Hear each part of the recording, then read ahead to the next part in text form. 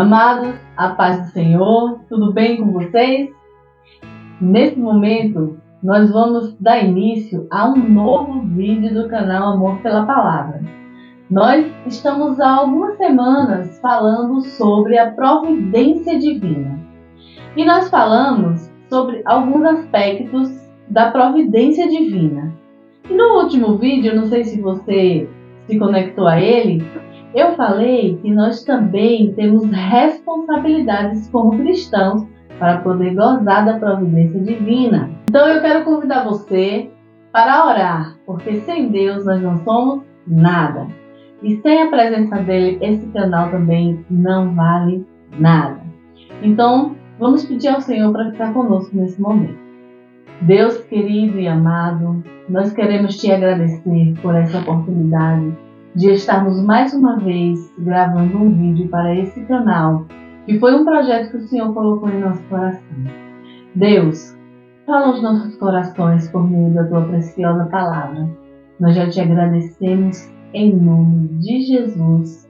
Amém. Queridos, eu não sei se você se lembra, mas nos vídeos anteriores nós falamos de 3 aspectos da providência divina: a preservação, a provisão e o governo. Deus, ele preserva a humanidade, provê as suas necessidades, e Deus é o governador deste mundo. Nós falamos um pouco sobre o limite, ele tem limitado o seu governo, dando corda a Satanás, né? E só que já está determinado o tempo para que Satanás caia por terra. E assim, por que eu estou falando isso? Porque nós, como cristãos, temos sido atacados, né, por Satanás. Nós temos sofrido ataques. Mas nós servimos a um Deus que cuida de nós. E como cristãos, para ter esse cuidado, essa providência de Deus em nossas vidas, nós precisamos cumprir também as nossas responsabilidades. Nós temos que fazer a nossa parte. Na verdade, em tudo na nossa vida, nós temos que dar a nossa contribuição, né? É tipo assim, um pai que ama muito seu filho, ele vai querer abençoar o seu filho, mas um filho rebelde vai ser um pouco difícil para que esse pai queira abençoá-lo, não é verdade? E nós temos um pai que tem prazer em nos abençoar, mas nós temos que cumprir também as nossas responsabilidades. E hoje eu separei aqui um texto para a nossa meditação, que encontra-se em Gênesis 12, alguns versículos, apenas 3 versículos. Gênesis 12, versículo 1 ao 3, que diz: Ora, o Senhor disse a Abraão: Sai da tua terra e da tua parentela e da casa do teu pai, para a terra que eu te mostrarei. E partirei uma grande nação, e abençoar-te-ei e engrandecerei o teu nome, e tu serás uma bênção. Abençoarei os que te abençoarem, e amaldiçoarei os que te amaldiçoarem, e em ti serão benditas todas as famílias da terra. Eu escolhi esse texto porque assim, vejam só, a Bíblia revela que nós devemos obedecer a Deus e a sua vontade revelada. Quando Deus disse assim a Abraão, Deus tinha um projeto. Deus tinha um grande projeto com Abraão. E quando Deus disse para ele assim, sai da tua terra e da tua parentela para uma terra que eu te mostrarei, Deus ele estava ordenando a Abraão que cumprisse a sua vontade. Não é verdade? E assim, se você para prestar atenção, nesse versículo ele é dividido em 2 partes. Ó. Sai da tua terra e da tua parentela, uma parte. E a outra parte diz assim, ó, Far-te-ei uma grande nação, e abençoar-te-ei e engrandecerei o teu nome, e tu serás uma bênção. Veja só. Primeiro Deus diz, vai. Segundo Deus diz assim, vou te recompensar. Esse versículo ele tem a ordenança do Senhor, esses versículos que nós lemos em Gênesis 12, e tem a promessa do Senhor. Mas preste bastante atenção. Quando o Senhor manda, pode ter certeza que Ele se encarrega de cuidar. Mas, para que o Senhor cuide, nós temos que obedecer o que Ele manda. Ele disse a Abraão: sai da tua terra e da tua parentela.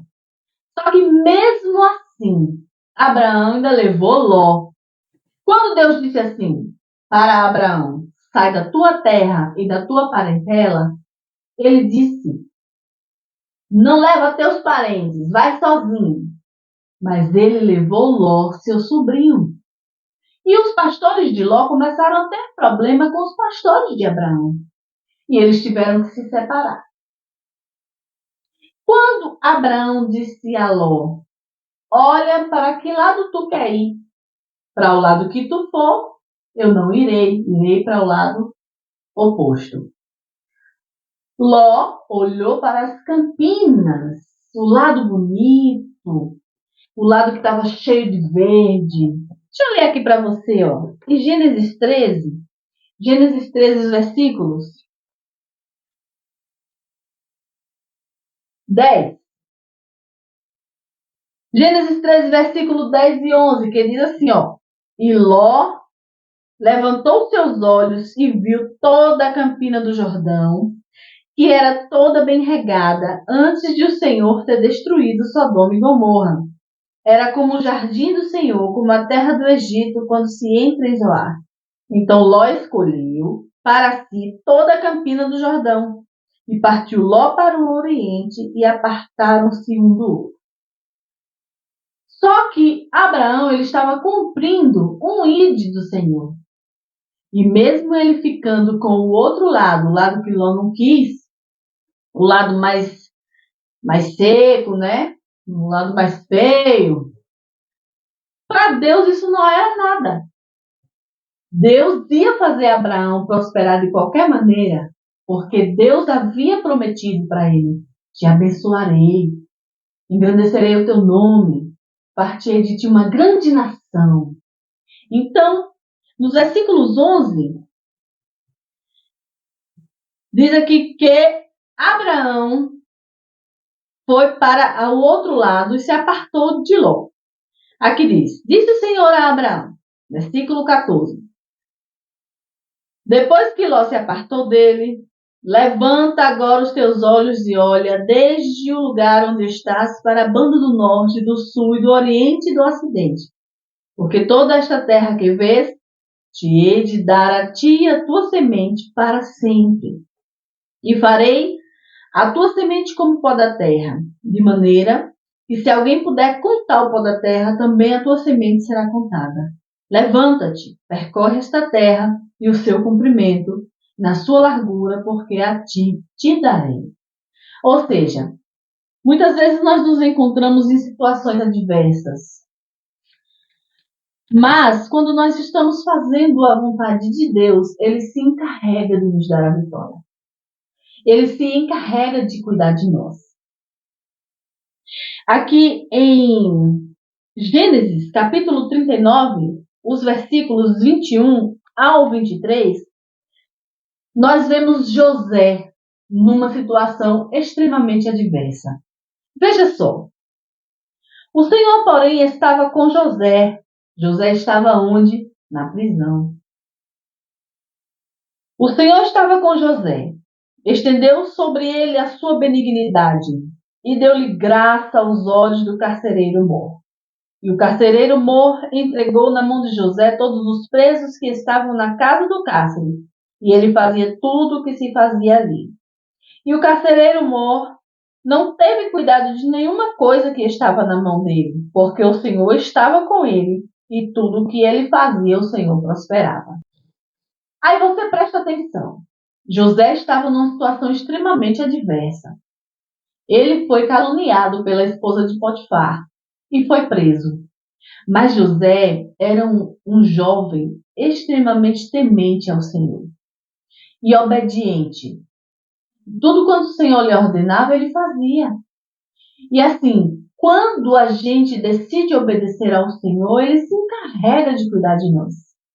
Ele se encarrega de nos dar a vitória, de nos dar a sua provisão, a sua proteção. Ele se encarrega de preservar a nossa vida. E aí, preservando a vida de José, a Bíblia diz aqui, nesses versículos que eu li para você, que José era um homem próspero.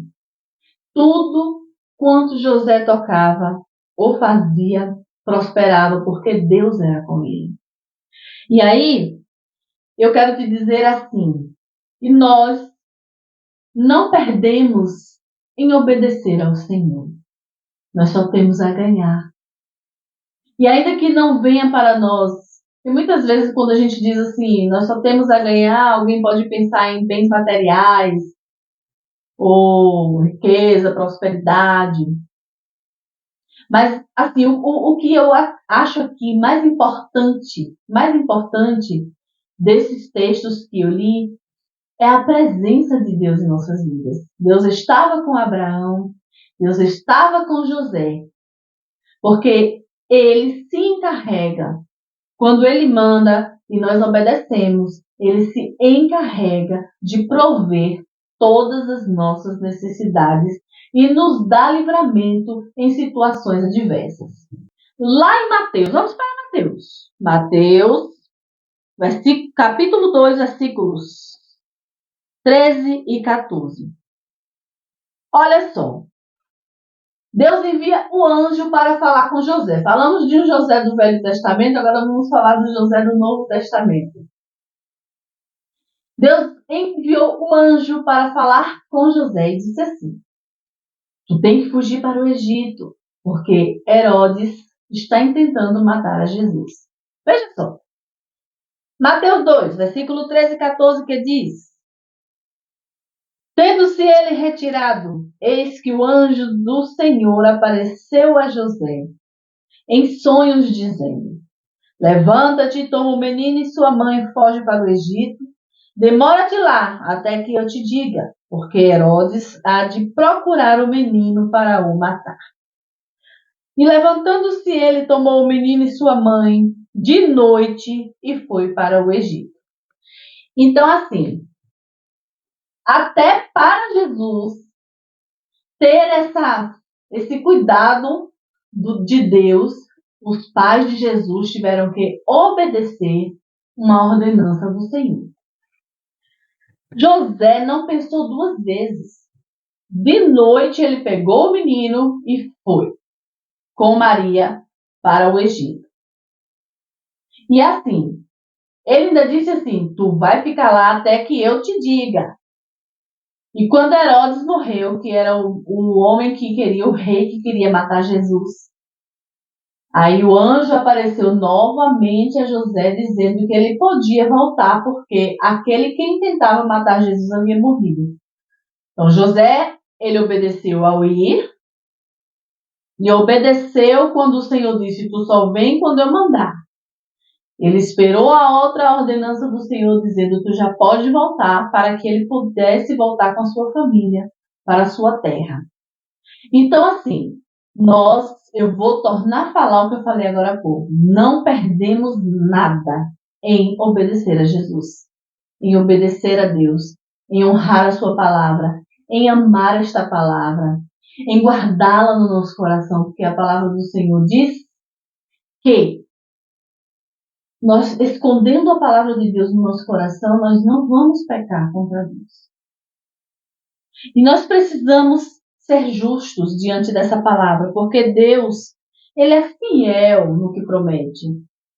E se Deus te prometeu algo, se Deus tem te prometido provisão, proteção, livramento, faça a sua parte também. Obedeça a Ele. Honre ao Senhor com a sua obediência. Honre ao Senhor. Honre a sua vontade. E vive em paz, tranquilo. Porque quando nós estamos debaixo da vontade de Deus, nós podemos viver em paz, né?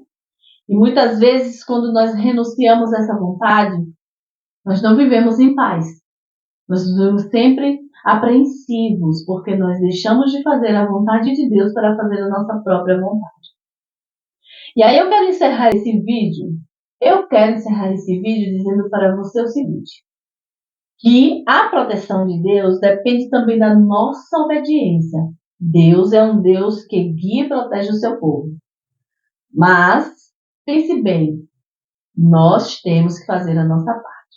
Eu quero ler um versículo aqui para encerrar, uma ordenança que Jesus deu a Paulo, dizendo assim: na noite seguinte, apresentando-lhe o Senhor, disse, Atos 23, versículo 11, Paulo, tem ânimo, porque como de mim testificastes em Jerusalém, assim importa que testifiques também em Roma. E por que eu li esse versículo? Porque assim Paulo foi. Paulo ia. Paulo obedecia, cumpria o vídeo do Senhor. E assim, eu sempre gosto de lembrar quem era Paulo, né? Saulo, perseguidor ferrenho do Evangelho. De repente Paulo já estava lá, ministrando a palavra do Senhor, testificando de Jesus. E Jesus deu-lhe mais uma ordenança, nesse versículo que eu acabei de ler para você.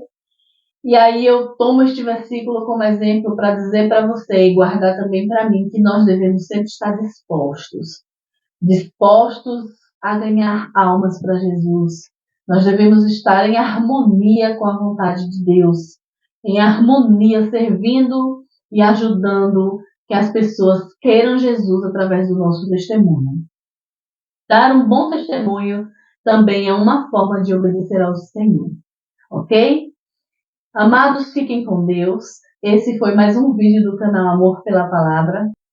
No próximo vídeo estaremos falando de mais uma das nossas responsabilidades. Fiquem com Deus, um beijo. Te amo na paz de Cristo. Amém.